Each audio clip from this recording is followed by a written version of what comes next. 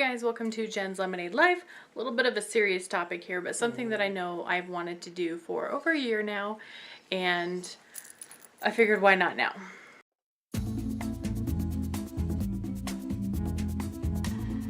So I have been divorced for about a year now. We were married just shy of 6 years, and I knew when things were headed down the wrong road, at least near the end of it, that I wanted something good to come from it. Disclaimer, this is not going to be a video about bashing my ex. It might be a video about getting love licks from the puppy. That might be included. So in no particular order, this is a list of things that I had wished I had known before I got married, and I just wanted to pass them on, and I hope that it is helpful for someone else, because divorce sucks. It is so stressful. It is so stressful. And the recovery and the lead up to it is just not fun. I just want to share a little bit of my story. There's a lot of sensitive stuff that I'm not going to share because there's a time and a place, and over the internet to all the people is not the place. But I promise there will be some good nuggets in there. I promise. A super duper promise. One thing that I definitely would do is get counseling when you're dating, before you get married, early on in your marriage. It really helps you to learn to communicate. And we did not get counseling until near the end.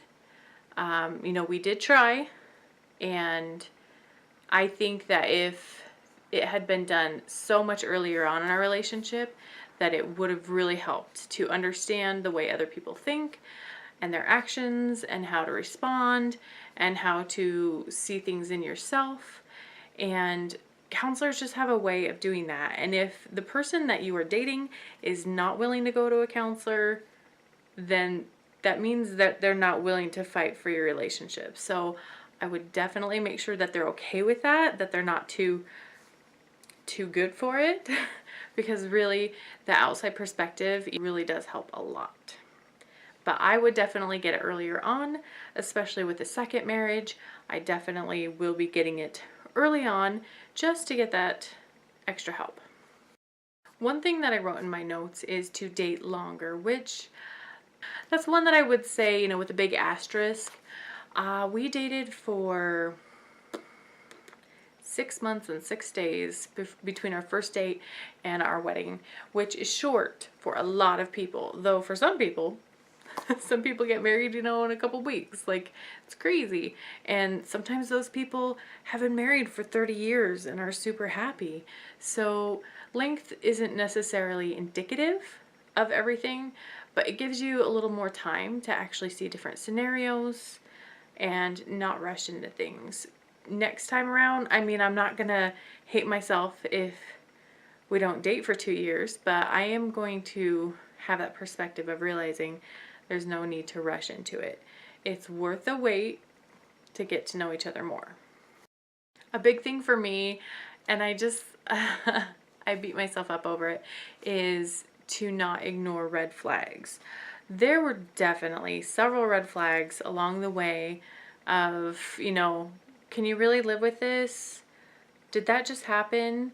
And I ignored them. I did not want to see them, so I intentionally pretended that they weren't there instead of actually addressing them.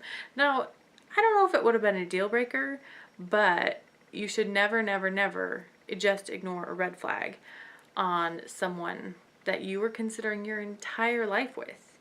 And I wish I had done better on that. And I plan to do better next time. Eyes wide open. I think a really big thing that I've never heard anyone else mention before is talking about deviations from your dream.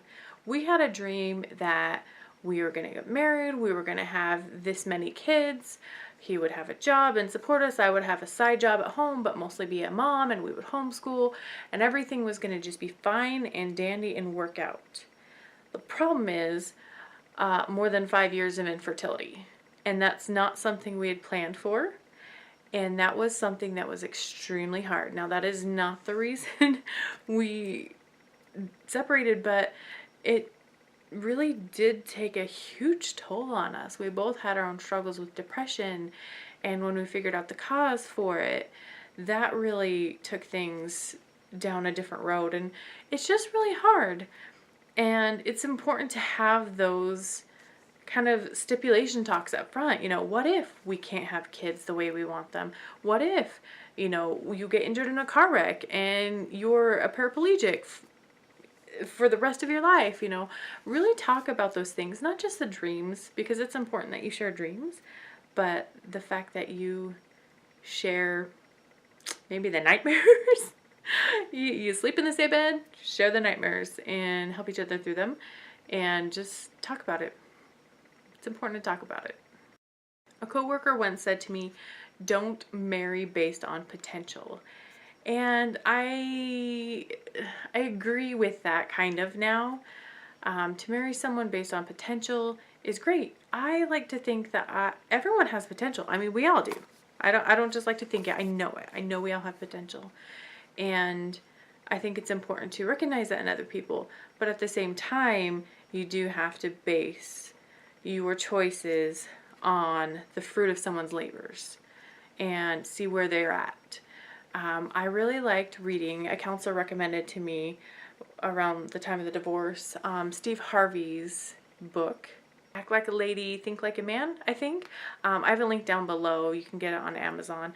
I really found some good insights about my ex-husband, about myself, about some friends going through divorce, and where things kind of went wrong with assumptions and lifestyle. And I just found that really eye-opening, to not just marry on potential. And I think especially with young people, that's kind of hard. I'm not saying don't marry in college, because you don't know that he's going to get that really well-paying job. But it's a little bit more than, you can be anyone you want to be and I'm going to be with you the whole way.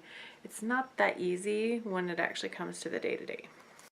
I definitely would have sought out and heeded more advice, asked other people opinions, not just on the spouse, but kind of the expectations and the dream, and, you know, what have you found hard? What have you found that works? Maybe even talk to more divorced people to see what can I do to avoid that. You're doing this by watching this video, maybe. But get some advice, seek out those opinions instead of putting on those blinders. Actually seek it out, and even read some books. Like I mentioned, the Steve Harvey book, another book that was recommended to me by my counselor, which I have not finished reading, but so far have found some really great insights, is Dating Game Secrets for Marrying a Good Man, which sounds really cheesy, and you're like, I'm not a desperate girl. Well, it has nothing to do with about being a desperate girl or a desperate guy. It has everything to do with being enlightened and understanding people and how they work in relationships. Why would you not study that intensively? I mean, you had to learn a heck of a lot in that biology class for something you're never going to use. Why would you not study something that you will be around the rest of your life? Right? I mean, it just makes sense, but we don't think about it. We just kind of assume things happen naturally, but that's because we're in our own reality. This is what I grew up with. This was my family. These are my experiences. This is how it should be. Yes, but this person has their own reality and their own idiosyncrasies. And I think it's just important to learn about relationships and how they work. I think one of the biggest things, probably, if I were to number these, is to really get to know the problems of the other person. Now, we were naive and we patted ourselves on the back so much about problems that we each had. He was upfront with me about, hey, I've got this problem. And I was upfront with him about, hey, I've got this problem. And we were just like, good job. Good job. Like, we know each other's problems, we're accepting, we know we're gonna be there for each other, it's all good. But we never once even Googled the other person's problems. It's, you know, you just kind of, it's a title, he struggles with this, she struggles with that, and we just kind of took it at face value. don't do that. Please don't do that. If they have idiosyncrasies, if they have disorders, if they have illness or addictions or this or that, it's really worth taking a look into and getting the whole spectrum of things. Both of us were surprised how serious and how much the other person's problems affected us. That's top of my list. Do your research. Be open with each other, ask those questions, and then do your research. Can I really live with that? This one is kind of similar to other things I've said, but listen to the bad. If someone in their family does not like them, if they've got a beef with their neighbor, something like that, maybe do a little poking and prodding and figure out why. Which isn't really natural for us. I mean, when we feel that chemistry and we're head over heels for someone, we put them on a pedestal and we don't want to see them fall from that pedestal, but eyes wide open. Going back to communication and counseling, but even if you're not going through counseling, it's important to be extremely explicit and clear on expectations in your relationship, how things are going to work. Because again, we all come in with preconceived notions and our own bubble, our own experiences, our own reality, and we don't realize that the other person doesn't share those exact same expectations. So make sure to be clear and just talk a heck of a lot about everything. I am a checklist person. I like to mentally check things off as I've done them. I like to have that diploma on the wall. I like to have that certification. That's the kind of way I gauge success in my own life. However, it's not as easy as just writing a checklist for people. Now, there are important things that you do need to check off, but there are some things out there that are a little bit vain, and you have to ask yourself, is that really important? Am I missing a great person because I'm expecting this kind of trivial thing when it comes down to it? And vice versa. If you've got a really important item on your list, then don't settle. We're told time and time again that you can't go into a relationship expecting to change someone. And I don't think I knowingly did, and I don't know that he knowingly did, but in the end, there was change that was expected and it didn't happen. And maybe we didn't put in clear parameters or expectations, as I mentioned, but just realize what you got once you've done all that research is what you've got. Yes, people grow, but can you live with it if it doesn't? And last but definitely not least is to make sure you have a God and Christ-centered home. We met at church, we got married at our church's temple, we did all the things right, we checked those checklist items, but at the same time, there was quite a bit of period where we were really slacking on things. We weren't reading our scriptures, we weren't being sincere about prayer, we weren't practicing our religion as much as we should have. And missing that side of the relationship, the godly side of it, definitely took its toll. Now, listening to this, you might ask me, do you wish you had not married him? Do you wish you had not gotten married? And I'm not going to say that I wish I hadn't ever married my ex-husband, because I prayed about it. Like, we had chemistry. We had great chemistry. And I prayed about it, and I felt like the answer was yes, that it was a good option. But what is yes now is not always yes later. And when it came down to our divorce, I also got an answer to my prayer that sometimes it's time to move on. So those are my nuggets of knowledge that I would love to share with people who are looking for someone to marry.